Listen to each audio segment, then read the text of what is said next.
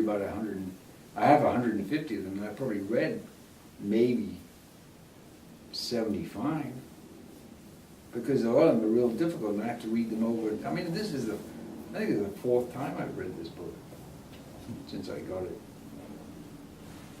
So And we I- receive energy from the planets and the stars. We do receive, right? Energy from No, we receive spiritual impulses. spiritual. Don't use the word impulse. energy. No? Energy is just a bogus word. If you're going to talk about vitality, yes, we receive spiritual impulses.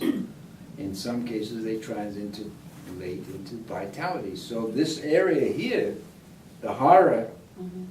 in Japanese, they call this, and in hara is, I think, the Chinese word for it, and tanden is the Japanese word for it. The translation of both of them is the ocean of infinite chi. So our vitality comes from here, the hara, Mhm. and then it's guided to the kidneys, and the kidneys distribute it to the rest of the body. So our vitality has nothing to do with calories. I mean, forget that. Nothing to do. No, you got to get this area straightened out to get lots of vitality, especially spiritual vitality. You know, mental vitality and spiritual. You know, so you have sharp and clear Mhm. and grounded in spiritual reality.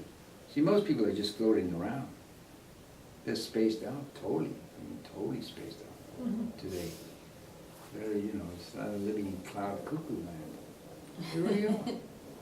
It's sort of like mass hypnosis too, that people like, you know, they can't have too many independent thoughts. They come home from work or school or whatever and just flip on the TV and they'll let the TV tell them what to think about, you know. Yeah, because the interesting thing about that particular phenomenon is that during the course of the day, we experience and take in many, many impressions of many of which, most of which, we are totally unaware. Because there's just too much stuff coming in through our eyes and our ears and our noses, you know, smells and sounds and Yeah. seeing stuff. So the problem with TV, when you're sitting around, you can interact with it. You can actually have a discussion with the TV. Now, when I watch TV, one thing I'm very sure about is I don't have the sound on. Because I think that they use the sound in, well, I think they use the sound in evil ways, to put it bluntly. You know, because sound done by the people who know about sound, it can be used to manipulate your emotions. I mean, they do this in the movie industry. I mean, Subliminal. there was a sound Subliminal guy. Hypnosis. There was a sound guy who came to the Macro Center. He worked on Dune. Oh, He yeah. worked in some big I remember. movies. Yeah. And I was chatting with him, and he said, yeah, we really know how sound affects people, and we use that to our fullest capacity Sure. to make their emotions do what the hell, to dance to our tune. So I said, no sound. I'm not having any sound. So people are like pretty much shut down.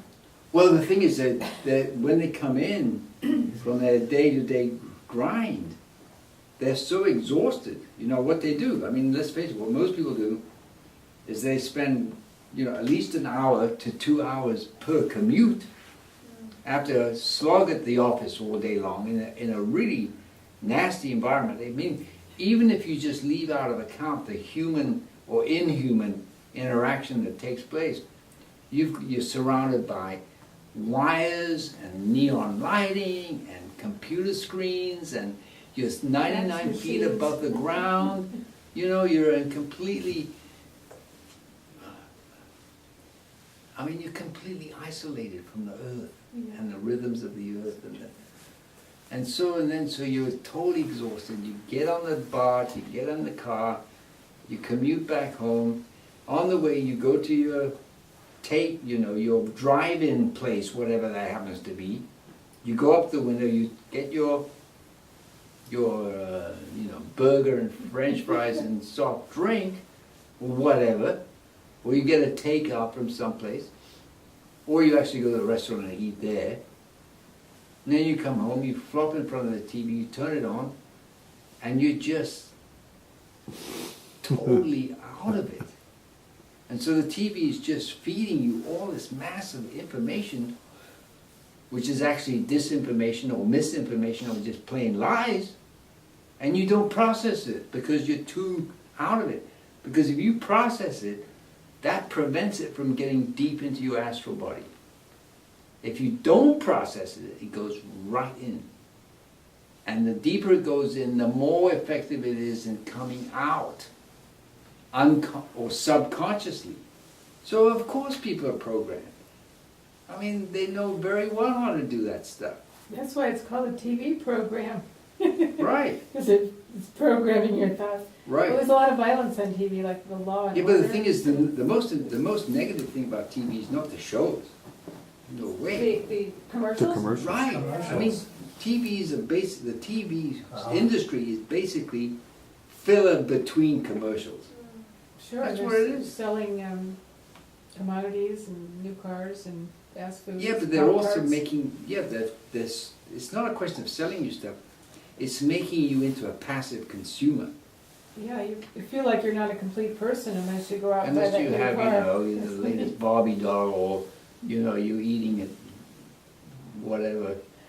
And that stuff is so phony, it's so bogus. We actually had the unfortunate incident of having to go to a Burger King. We had to do it. Because we hadn't eaten since dinner. And the place we'd gone, we were in Death Valley, Oh, right? So we were coming out of Death Valley, we were gonna stop at one of the restaurants that they have there, and it was closed. So we said, we'll just eat at the next place. Well, the next place turned out to be around 2 o'clock, and it was a Burger King. oh. Did you have a veggie burger? They don't have veggie burgers. Yeah, they do. No. I've ordered them. Well, No, they they didn't, not in this place In the they did. peninsula, they It was do. what the hell's the name of that place? Nevada, something. Tonopah, Tonopah, right? Tonopah. Yeah, they right? don't have Some vegetarians Didn't there. make it to Some Tonopah, desert yeah. wasteland in the middle of Nevada. They only eat hamburgers there. Right. They just have casinos, and this was the only chain. It was the only chain. I mean, you can get something good at Denny's. I've done that many times. What's his name? Onion rings and, Hey, you can get oatmeal at Denny's. right, Saved my life one time. yeah. Mm-hmm. I So was- anyway, we had to eat the meal. So we ordered the stuff. It was breakfast, cinnamon breakfast, whatever. No, breakfast croissant. That's what Oh. and what's his name? What the heck is that stuff? Potatoes something or other. Potato Hash. puffs? Hash Mashed brown. brown potatoes? Hash brown. And I sat down, Patty's opposite me, my wife.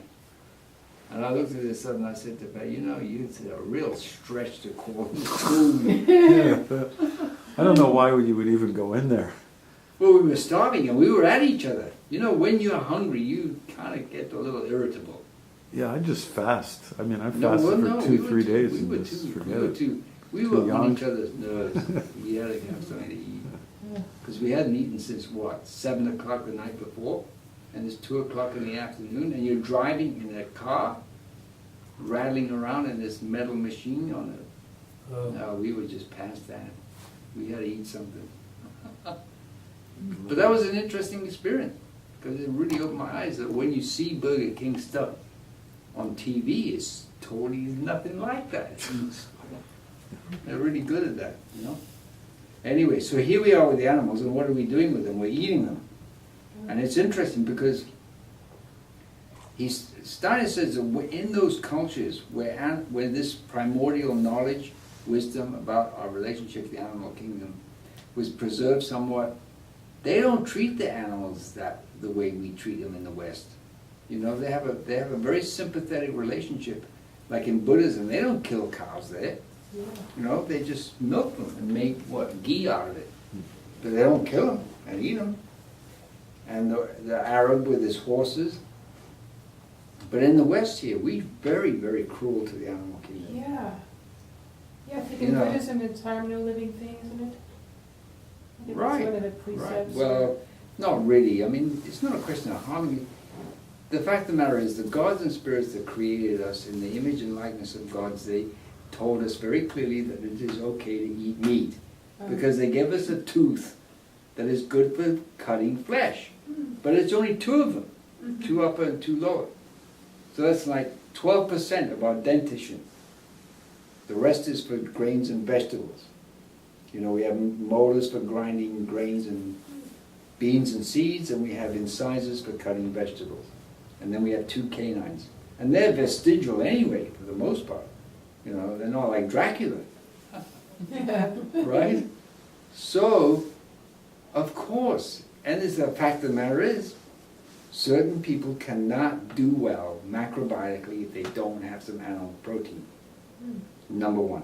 Number 2 is, if your macrobiotic way of living is the way of eating macrobiotically is correct for you, then it is certainly possible for you to have some animal protein from time to time. There's nothing wrong with that. You know, chicken or fish or even beef. No, I haven't eaten beef, I don't know, since I started macrobiotics, but I've had, you know, pork and chicken and fish from time to time, maybe once a month or so. But that's fine, there's nothing wrong with that. And because like if you read, Well, depending on your condition. well, yeah, definitely depending on your condition. I What didn't about really the get- karma? What about the karma if we... Well, the karma is interesting because the karma has actually nothing to do with the fact that we eat animals. That's really this the way we treat them. That goes on our karmic ledger. How we treat the animals. And Steiner makes it very clear that if we have to make recompense to the animals for our treatment of them. And so our cruelty to the animals, which apparently knows no bounds. I mean, if you read The Diet Revolution by John Robbins, it's just a harrowing The Diet for tale. New America. No, Did you write another one, The Diet Revolution? right. Was that After something that. most recently? Okay.